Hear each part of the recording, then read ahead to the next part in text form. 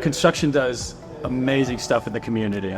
You know, for starters, they build the amazing buildings that you know, our kids learn in, the hospitals that treat us and take care of us and get us back to normal. The government structures that help us with society. But as far as community service goes, construction is just amazing. Mm-hmm. Can you maybe touch on, we'll get to this project eventually, but just kind of the Carpenters and you yourself, like what you do in the community and why do you do this? Well, we do it for a couple different reasons. We want to have, you know, feel good about yourself. You want to have a good self-esteem, feel like you're part of the community. With this project here, you know, when it first came up, I was just like, okay, it's the right thing to do. At the end of the day, did we get some good CR out of it? Yes.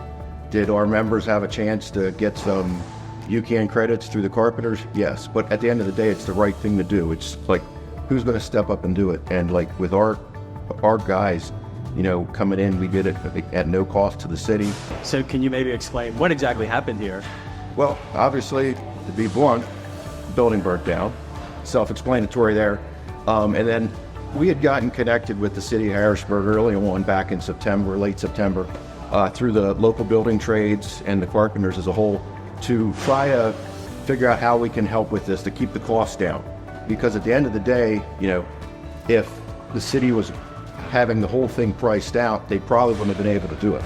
You know, so, you know, I got with Rich Foley, my direct supervisor, Drew Simpson. We talked to them a little bit, and they said, well, yeah, let's give it a whirl. It's going to be a big lift. It's going to be a big ask for a lot of people.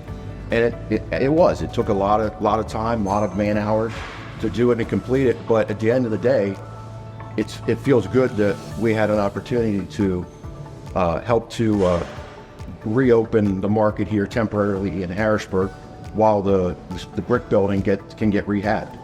Without Brian, we would not be where we're standing right now. When the fire happened and we had this idea within the city for a temporary tent structure to house a lot of the brick building vendors from the Broad Street Market, you know, that costs a lot of money to build this. And what Brian and his team did is that they stepped forward when we needed it the most, and we didn't ask for them to, you know, volunteer all their time and money.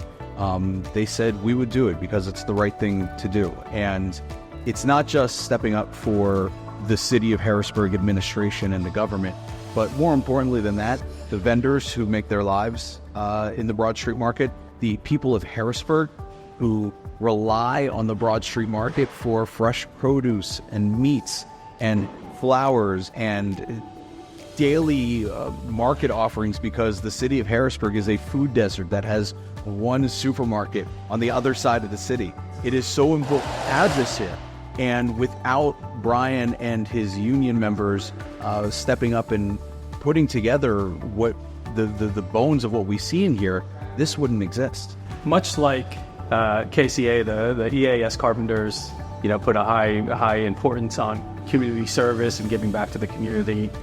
And I don't know if you ever met Thomas George, or do you remember Thomas George? I did. Yeah, he was kind of a driving factor up until 1990, I believe, 91 or 92, when he retired. He was kind of a driving factor as far as pushing and getting KCA more involved in community service and getting the trades recognition for their community service.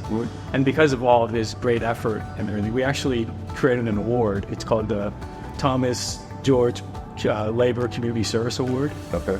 And congratulations, you're the 2023 Labor Champion for Pennsylvania. Thank you, John. I appreciate that. And I knew Tom from the Lebanon JATC, and he was a great guy. And it is, you know, truly an honor to receive something like that. But it's not a one-person thing. This took a team of 25, 30 individuals to get done. Yeah, somebody had to be the ringleader. But at the end of the day, it's for all of us that helped with this project. And thank the KCA for, you know, giving me this opportunity.